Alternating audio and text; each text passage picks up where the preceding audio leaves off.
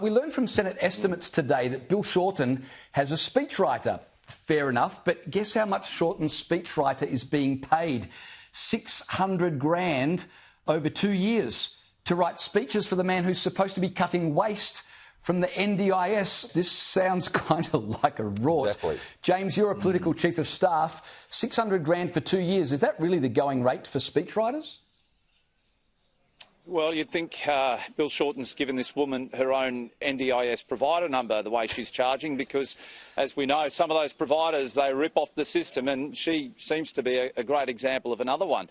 Look, I had a look at Hansard just before. You'd be surprised. Bill Shorten's only stood to his feet less than 90 times during this term of Parliament.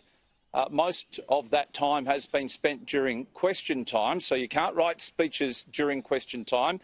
But what this speechwriter has provided is 24 speeches in total over 2 years.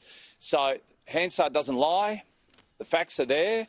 I think this is really, really poor use of taxpayers' money. Well, now to even more embarrassment for Labor. New polling from the Lowy Institute shows 61% of Australians, including a majority of Labor voters, support adding nuclear power to our energy mix. Yet the Chris Bowen Collective in Canberra continues to mock the idea of using nuclear power. Bowen warned people in a tweet today about what he called, quote, risky reactors, which is great alliteration. I'm just not very sure it's true.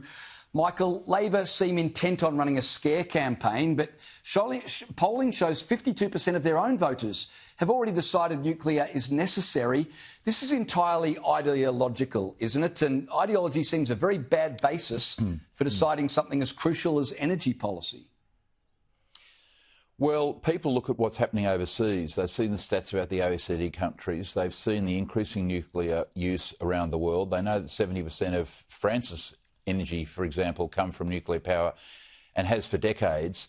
And they look at this and say, well, hang on, if we can have nuclear subs, why couldn't you have nuclear power for our energy resources? What's the difference? I mean, subs have reactors. So people look at this to the extent that they pay a lot of attention and go, well, if you've got nuclear subs, there's no reason why you can't have nuclear power. It's as simple as that.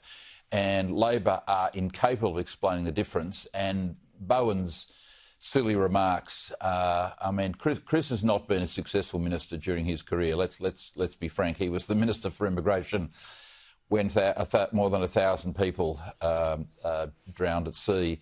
So he's been a terrible minister, and to have such a big portfolio, which is clearly beyond him, and beyond him because if he had half an ounce of ability, he'd be able to explain the difference between subs and energy provided by nuclear, and he cannot, mate.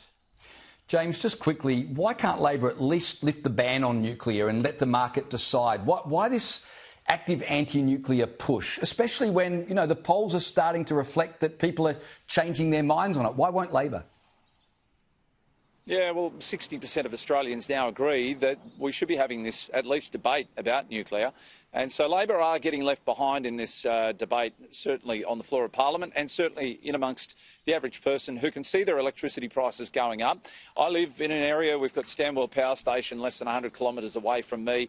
As Peter Dutton says, it's earmarked for a nuclear power plant once its use-by date is up.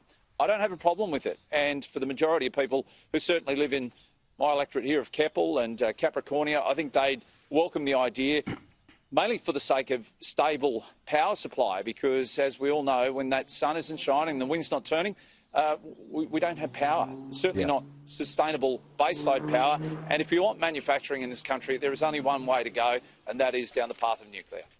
Well, Michael Kroger, James Ashby, thanks so much for your time tonight. Australia